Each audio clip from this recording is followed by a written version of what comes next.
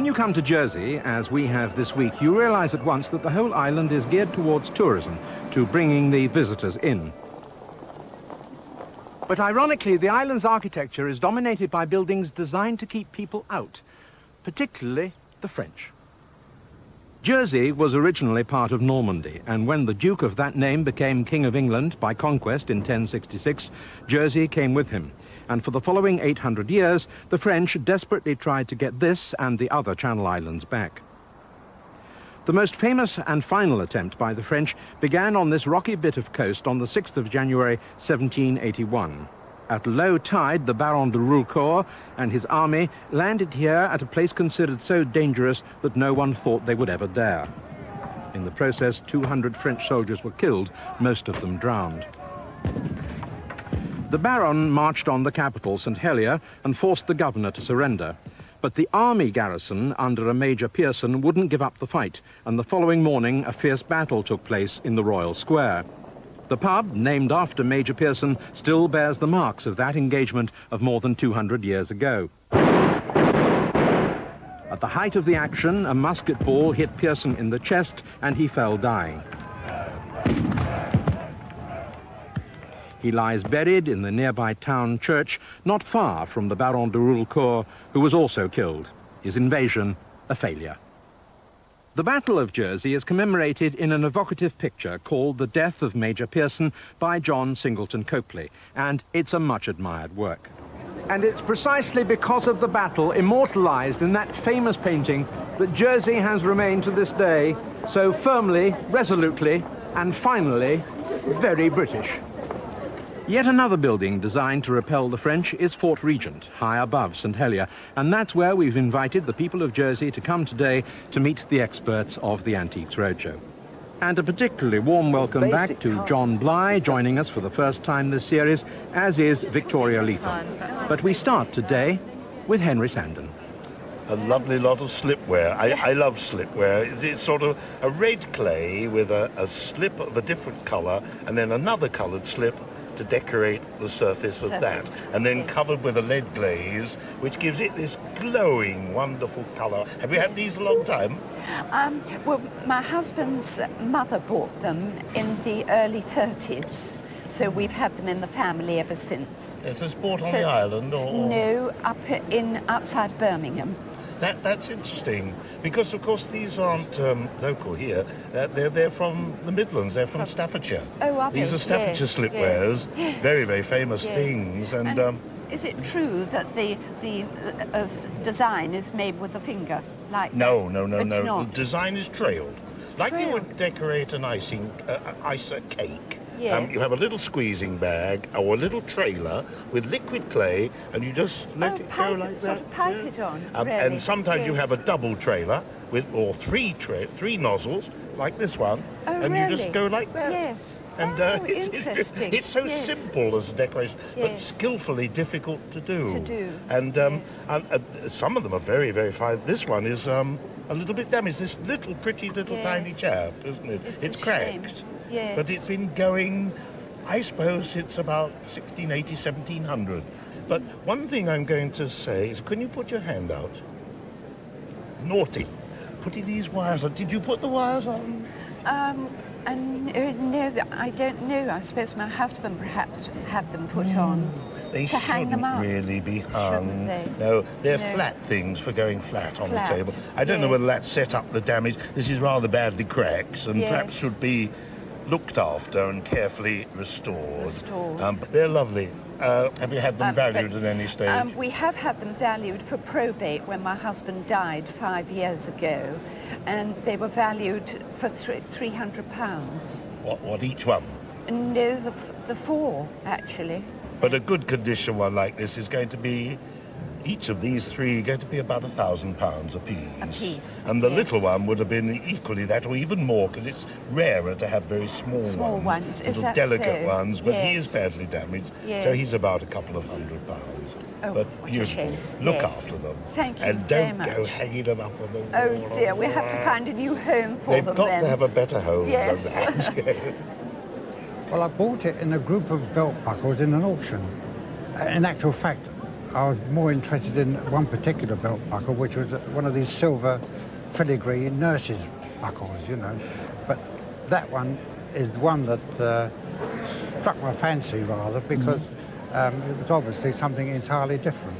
That's right. I mean, can you remember what you paid for the nurse's belt buckle? The whole lot, I think, was about £20, £25, something like that. I think that's a very good buy, because this is actually the breast ornament of an African king. It's made of almost pure gold, and it's really a very exciting object indeed.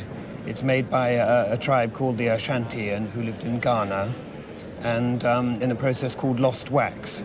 And it's a casting, so this delicate tracery that we see here is not true filigree, but it was probably sculpted in wax and then the wax burnt away and to make a mould. It would have been suspended on a silk rope, perhaps to be worn on the chest as a statement of status. The Ashantis were a very violent nation, actually. I mean, they were very punitive and very aggressive. And in 1863 and in 1874, Queen Victoria rather took against them and started a jolly good old war with them, at which we were, needless to say, successful. And in 1874, a large quantity of Ashanti gold was brought to Garrard's, the crown jewels in Regent Street. But the interesting thing about that particular showing of the Ashanti gold was that it inspired the London jewellers to make things in that manner. So there's English necklaces and brooches in the Ashanti style. It's been made into a belt buckle, the style of which is about 1900. It's made of silver gilt, and it's been laid onto the back of the jewel in quite a neat, nice way to make it wearable by an Edwardian lady. And I think that may have been detrimental to its value to a certain extent. We have to examine how easy it's going to be to take that away. The next big question is, does it really come from the 1874 hoard? If it does, it's something really very special. And I think probably a value of about £2,000, £3,000 might be more the thing. Yes. If that's good news for you. It is good news, yeah. Thank you very much for bringing it. Oh, I'm much obliged to you. Thank you much. Why did you bring this in? We had a choice of something out of a will, so we chose this, and I just wondered if he was worth anything or... If it was worth anything? That was your primary concern, was it? Not when we chose it, no, but when we heard you were coming. You chose it because you liked it? Yes, absolutely. Right. What did you think it was? I think it's terracotta, but I'm not sure. Where do you think it might have come from? I thought it might be Chinese. Yeah, it is Chinese. What it's trying to be is a Tang horse. Tang is a dynasty which ran from the 7th to the 10th century. During the Tang period, there are enormous numbers of people coming from all over Asia, and they brought with them these horses. And these figures, which come from this size right up to this size, are massive, great things. In fact, the record price at auction for any ceramic object is a Tang horse, which fetched £3.9 million. Now, these things were burial goods. The idea was, when somebody died, if you go back to the Shang dynasty, which is about 1500 BC, they actually buried the real horses and the real servants with it. This was slightly on the expensive side. So they started to make little representations, much as they do in Egypt. And these were buried, and according to your status and your wealth, so you got a larger and a better horse or whatever it might be. And they stayed in the soil until the early years of this century. And then the railways were being pushed across China, and they started to excavate these tombs. And these came across, I think the first Tang pieces reached England in about 1910 or something like that. So before that, we got no knowledge of them at all. Once they got here, everybody was amazed by these wonderful sculptures. And they immediately became expensive. They're usually in this form, a horse standing four square, decorated in straw glaze, green glaze, and a sort of brownie colour, which we call sansai, which means three colours. Sometimes you get a blue, which is actually quite rare.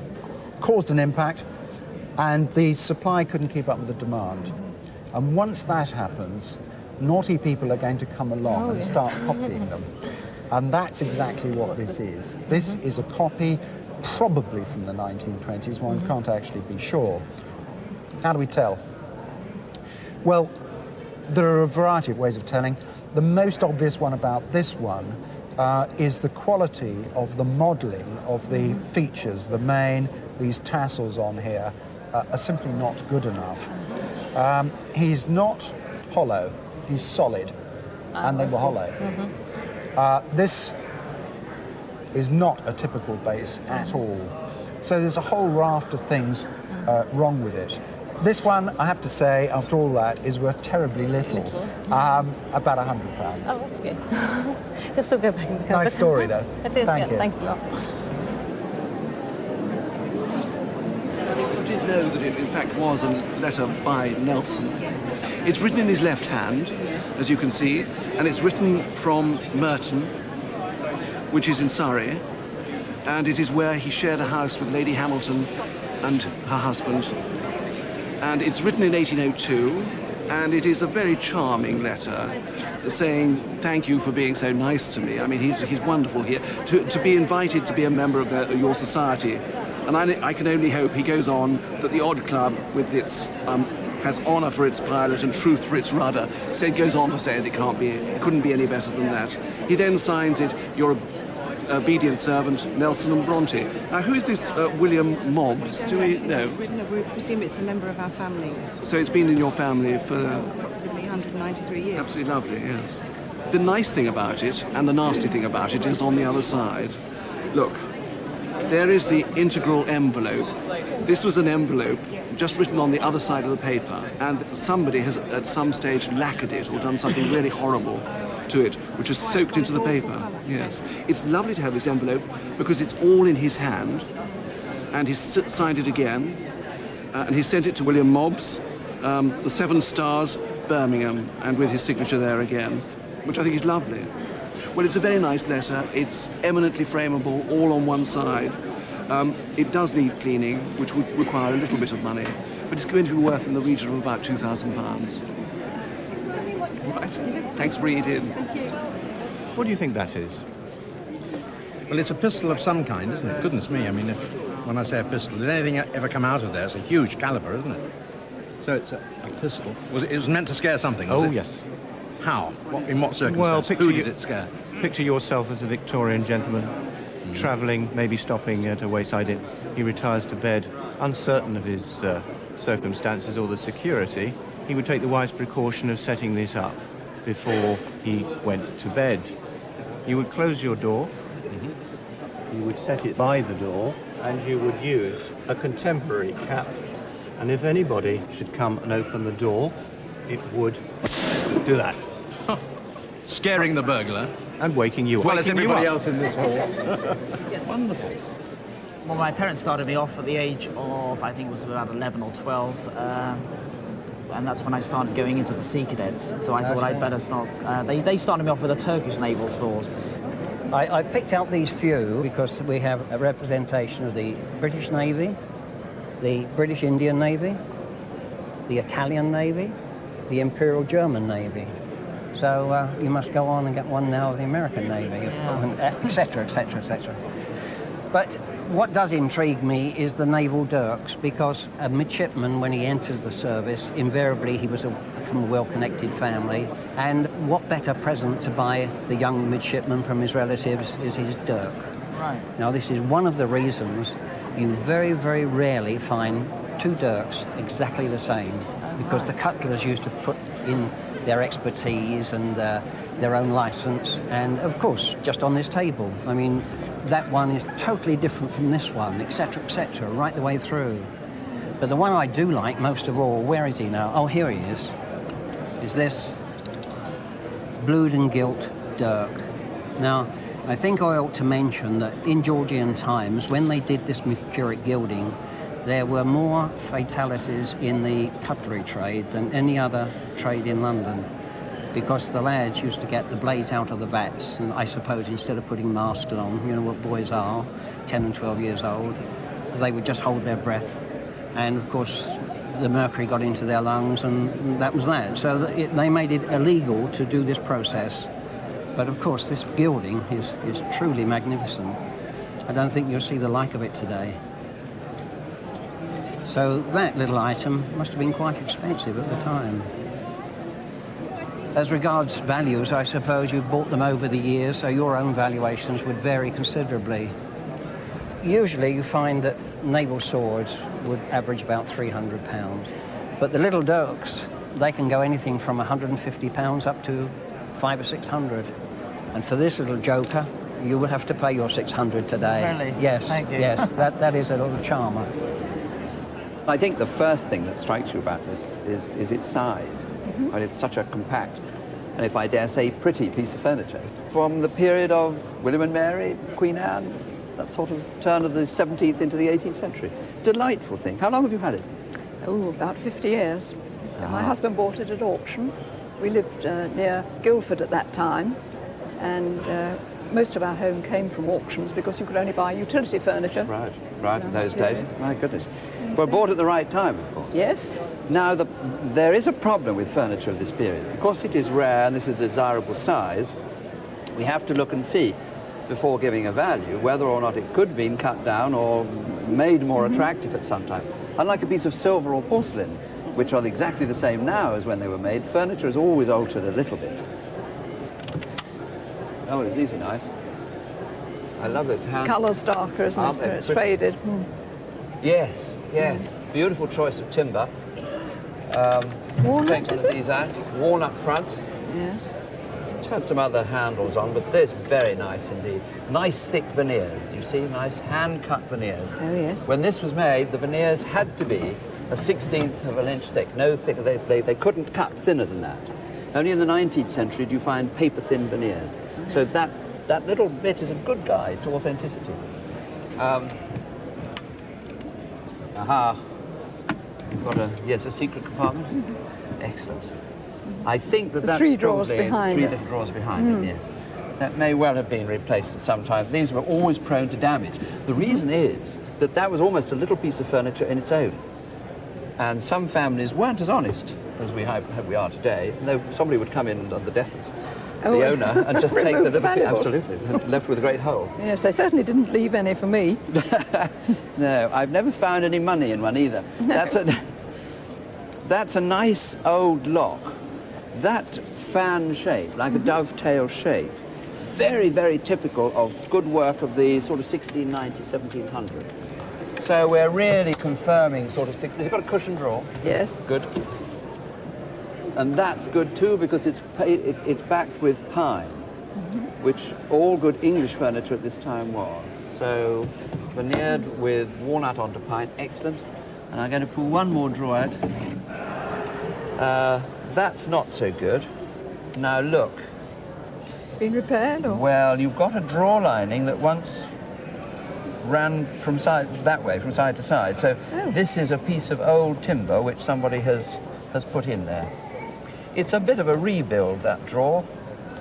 It doesn't matter, does it, really? I mean, 1690, 1700, we're entitled to a bit of a rebuild, I think. No problem there. Then these are always suspect, these stands, because of their very construction. These were made on a pole lathe. Yes. So somebody had to work their foot up and down and create these intricate patterns. And it's a cracking little bit of furniture. Having proved, really without too much concern, that it is authentic and there's nothing wrong, nothing seriously wrong with it, you have to think of the value. Well, a little William and Mary piece, this quality, this size particularly, would have to be insured today for £12,500. All right? Yes, yes. Good. A lot of money. Thank you very much indeed. Thank you. My mother gave me this, a couple of years ago. And why did you bring it to me? Your colleague didn't know what it was, hadn't a clue, a mystery piece. Mystery piece? It's a mystery to me. What do you think it is, Lars? I think you've got to ask Batty, because Batty is the expert, is he, on these ones? He's a man with a moustache, and I think it's got something. I think it's a moustache cup. Yeah. It's like a moustache cup, isn't it? So you don't get your moustache down in there. Who did it come from? She doesn't know. Who's that? My mother. My mother? She doesn't have a moustache. She hasn't got a moustache. Sorry. But there's 2 compartments which join up in the bottom, and you obviously have to pour it out through there. And I suppose in date, 1860, something like that. But Lord knows what the blessed It would be an ideal cocktail dispenser, wouldn't it? Where you want the 2 substances to be mixed at the very last minute. Maybe dry martini, vermouth in there and gin in there, maybe? Or gin and tonic, or anybody any suggestions? Anybody? Well, the only thing I can think of is that it's a sculptor's mallet. A sculptor's mallet, but it belongs to a Masonic lodge. Then it's not a sculptor's mallet. It's a Masonic mallet. It's a Masonic gavel. Call everybody to order, I'm sure. There we are. Yes? We're none the wiser. No, none the wiser. No, None the absolutely wiser. not. Absolutely not. Very nice. It's one of the best of its sort I've ever seen. Quite interesting to have it divided all the way down the middle, Yes. too. It's a very rare thing, that, isn't it? It must have been the most unsuccessful object they ever made, because one has never seen any more. No. It's a lovely thing, actually, Yes. isn't it? Would it be Staffordshire? Yes, you definitely. suppose? Yeah. About 1860. About 1860, and very unusual to have a floral kind of vignette like that in something that's kind of... And velvet American in a collectors way. would kill for it because it's got this flow blue effect. And there's a whole society devoted to that particular kind of decoration. Are they in the sort of Midwest? So not only would you get American flow blue collectors killing Yes. for it, you also get moustache collectors killing for it. Yeah. You'd end up with a general massacre. Yes, it's got to be worth quite a lot of money, really, hasn't it, as a I novelty? would think it's worth in the region of 100, 200, no, it's more than two to 300 pounds. Let's go and see what we can tell the owner. Not much more, really. Oh, there you are. There you are. You heard all of that. £200 to £400. How about that for precision? And as we've never seen one of these before, and may not see one again ever, then it would be a very, very difficult object to value. This lady here, who is a Susanna Cornwall, is the mother of these three girls. And we believe that the three gentlemen there are the husbands of the three girls. Right. One of the husbands is a gentleman called Gardner, we believe, him. Right. And this brings us down to the miniatures in the other frame, where this is basically Gardner's. This chap was an Admiral Gardner, and then we've got some Cornwalls, which is my family, in here. Well, my favourite, I think, is this one here. It's actually signed just above the shoulder, GS, which is Gervais Spencer, and it's dated 1757. Really? And it's possibly the earliest one here. But this is a miniature portrait in enamels. There are two here, this one and the one here of the lady, which I think is also by the same artist. The others are in watercolour on either ivory or card. They are superb. The two portraits at the top are very intriguing. I think they're by an artist called Beechey, who painted, amongst other things, naval portraits. Have you ever had them valued?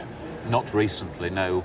We have some family inventories, and in 1920, the four ladies are valued at 10 guineas. At 10 guineas? 10 guineas. And Goodness. this gentleman is valued at 5 guineas. Goodness me. But we haven't had any other valuations. Subject to further investigation, because it's such a wonderful collection, it does really need looking into further. For the purposes of insurance, your 10 guineas today should easily be worth in excess of £20,000. Golly. Thank you very much. Thank you very much indeed for bringing them in and showing us. Channel Island silver is peculiar inasmuch as it's a mixture of styles, English and French. Is it a family piece? Yes, it is. It was came from my grandfather down to, he gave it to my mother to get passed on to me. Because I was the youngest child. This particular piece was made by George Mauger, who had a shop in Broad Street in Jersey. The form is English. I would suggest about 1740, 1750. But the styles of silver in the Channel Islands were usually 20 or 30 years after the English counterparts. The inscriptions, however, are in French. Right. And that is also quite typical. Do these initials which are on the front here, do they relate to family? Yes, well, I think so. It's something Le G, P Le G, and I think Le G is Le Gros, Right. which my great-grandmother was a Le Gros. Well, we've got initials on the front and also initials on Yes. the base. We can see the maker's marks struck twice. It's a peculiar way of making silver in the Channel Islands inasmuch as they didn't have their own official assay office. They didn't have enough pieces to warrant having an office. So the normal way was that the silversmith would purely put his own marks on a piece of silver. And this is what we've got here. Do you know roughly what it's worth? Do you have it insured? Well, with the house contents, but somebody, my mother once took it to a sort of antiques fair over here, and I think they said between 2,000 and 3,000. Yeah. Well, that's exactly right. If it was to be sold, 2,000, maybe £2,500, but if you had to replace it, it would be probably over 3,000. Right.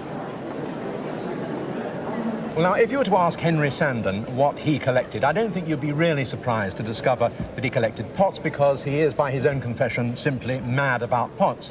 But I didn't realise, Henry, that you had been looking all your life, literally, for this particular teapot. Well, it satisfies three of my particular loves. Teapots, I love teapots. Raw Worcester, I love raw Worcester. And pots that make you smile, make you laugh. And the three combinations here in this one pot. It's the aesthetic teapot. You pour it out, of course, like that. He's got, his arm is bent in the aesthetic style, and the hand is a bit lip-wristed, because it's supposed to be a skit upon Oscar Wilde and the aesthetic movement of 1886. And who is this on the other side, do we think? Well, on the other side, it's a lady. I don't think Oscar Wilde had a lady friend, but she's wearing a little lily in her buttonhole there. And well, this is pure supposition, you know, on my part. But what I do know, because I do have the letters of Oscar Wilde in a volume, and he was a great friend of Lily Langtry, the Jersey Lily, who came from Jersey, came from this island, went to London, became part of London society in 1875, and it could well be that this figure on the other side was Lily Langtry. Hence the lily. Yeah. The sunflower here is really more the aesthetic movement thing. Yes. So the Jersey Lily is there. We think, unless anybody's got a better theory. It has an interesting inscription under the bottom. The fearful consequences through the laws of natural selection and evolution of living up to your teapot. You become like a real teapot. I'm a little teapot. So, and it also has the word Budge written with it. Now, I've always wanted to know who Budge was. So if anybody out there knows who Budge is, I'd be very grateful to know. A charming fountain pen. It was a present from my grandmother when I was a child, and I think she must have brought it back from her travels abroad before the war. And you've resisted using it too much? Yes, I haven't used it at all, actually. No, well, it's in dazzling condition. It's actually a pen made by Dunhills, and it's called a Namiki lacquered fountain pen. If you look at the nib, it's got Namiki stamped on it, Namiki 2. And until Dunhills bought Mont Blanc, which is another fountain pen manufacturer in the 30s, no other fountain pen had another trader's name on it, like Namiki, on any Dunhill production. And Dunhills allowed this because Namiki, as lacquerers, were of such supreme quality. And if we look at it, around the shaft you have poplar trees and mountains and cottages, exquisitely lacquered. The cover has got a gold band on it, and it's stamped 18K. Again, more mountains, and we come across another little building here on this speckled gold ground. It's an exquisite quality work of art, dating from about 1930. It's most likely to have been made to be retailed by Dunhills in London. I see. And much collected now. It would be very desirable on the market because it's in such wonderful condition. Beautifully preserved by you. It's a good thing I didn't use it then. Well, it is really. It's the sort of thing I think you would probably get at auction between £1,200 and £1,800. Really? Good heavens. It's a lovely thing, amazed. isn't it? Good. And we'll let it go and live in its little box again. Yes, I shall take good care of it from now Bet you on. will, I know. Yes, thank you very much. Not at all. Well, since porcelain figures were first manufactured in Europe in the 18th century, from the very outset they were used as allegorical objects to be placed in the center of tables. This is an allegory. Do you put it in the center of your table? Yes, we do. You do? Oh, splendid. A dining table? Yes. Porcelain came out of marzipan figures. It was one following the other. And here we have an allegory which might be summed up by the quotation from Macbeth, drink is a great equivocator. It stimulates the desire, but it reduces the performance. Here you have Bacchus on one side, pressing his grapes into a chalice. Beside him you have probably Venus and a little Cupid. His aim is slightly stray, possibly because he's had too much of Bacchus's fruits. And beneath them there are two putti, two little boys who definitely are the worse for drink, if not underage. And there they are, draining their chalices. The first producer of porcelain in Europe is Meissen, and this piece is from the Meissen factory. How did it come to you? It actually is my wife's, and it was left to her by her mother. Yes. Her mother had it as a wedding present in 1934. Right. Well, Meissen starts around 1710, so we've got to decide where between those two dates this piece comes from. Let's turn it upside down. The original porcelain figures, these large groups, were made in the round. It's very difficult to make something that is as heavy as this in one piece. And here, Meissen have solved the problem by making essentially 3 separate figures. There you have the Meissen marks on all 3 pieces, and incised below each piece, B19. This is the model number, and it would have allowed the factory to assemble the pieces and to keep track of where they were to go. The colouring of the piece is perhaps the best clue, apart from the marks, of the date. The mark that we see underneath would certainly take us into the 19th century. And the colouring, which is very, very full, very fleshy, good colour tone, would take us probably to the 1820s to 1860s period. You have it on the table. Do you have it insured? No, only on the household policy, but not as an individual piece. Do you have wild drinking parties around it? No, not now. Used to, but not now. I would say that if you were to sell this at auction today, it would probably realise somewhere between £1,500 and £2,500. Good gracious. Oh, I am surprised. And perhaps one shouldn't be too near it after a few bottles of Jersey wine. No. It's definitely not ivory, is it? No, it's the wrong colour for ivory, it's too grey. Yeah, some of it's bone, I think these splats are bone. Yeah. I'm quite happy with those, Yes. but I think some of these add-ons are made are cast in a mould. It's a bizarre object. I've never seen one like it. If you get the light behind it, the light behind it shows you perfectly the bone. I mean, this is probably a bit of shin bone. You can almost see the shape of the bone going round. Because of that? Yeah. Well, the prisoners of war had to support themselves. They were paid nothing. So they used to carve the bones, the mutton bones, and sell it locally. I mean, a lot of these are attributed to Dieppe, but I mean, the possibility is that the ivory workers in Dieppe were press ganged, as they always were in those days, on board ship, and then ended up in prison war camps. So you do get Dieppe kind of quality carving. But this is actually too naive. I mean, no ivory carver, skilled ivory carver, would turn that out. But what's great about it is that it is so naive. It's got this wonderful verve to it. It's such a mixture of different ideas, isn't Yes. it? I mean, the exotic birds, it almost looks as if it should have been made in somewhere like America. It does look South American. It does look South American. I think it's a really colourful, one-off, idiosyncratic object. Yeah. And for people who like collecting that sort of thing, I should think 2 of them would be fighting it. Yep. What's it worth? 2,500 to 4,000.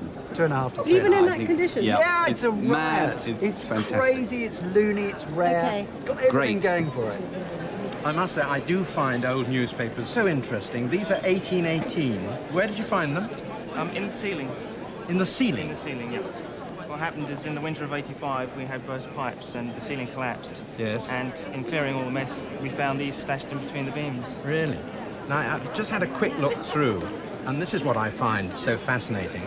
Here in Jersey, way back in 1818, they had their own lottery even then. And look at that prize, £30,000, and that was an enormous sum of money, wasn't it? Yes, yes. Next Tuesday, the typesetter must have had a few.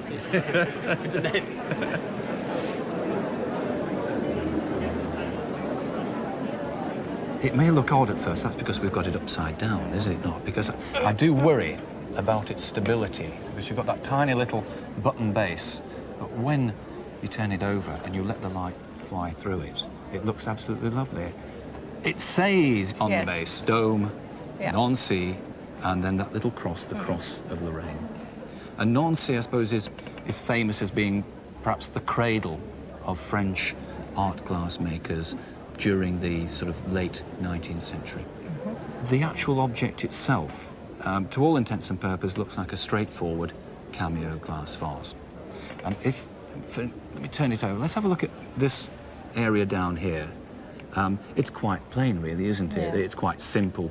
You've got this cutting, which is achieved by acid cutting. But what makes yours special is this area here. Whereas this has been acid cut, this has been wheel cut. In other words, it's been done actually manually on a wheel by a craftsman. Oh, really? When this vase was made originally, it would have been entirely covered with the green. It was then acid cut through, and then it was taken back. It was taken back to the furnace, and a pad of glass, purple on top of white, was then reapplied and annealed to the glass. Yeah. It was then carved away to form the outline, and then very carefully carved through to give almost a three-dimensional effect. So, in actual terms, what you've got is triple overlay. What is the connection with the family? Is there a French connection? No, no French connection. Okay. Likewise. No, it's just a piece that my mother saw in an auction and liked and had the eye for, and just said, right, well, I'll have that. I suppose it's one of those things. A long time ago. She long paid time what? ago.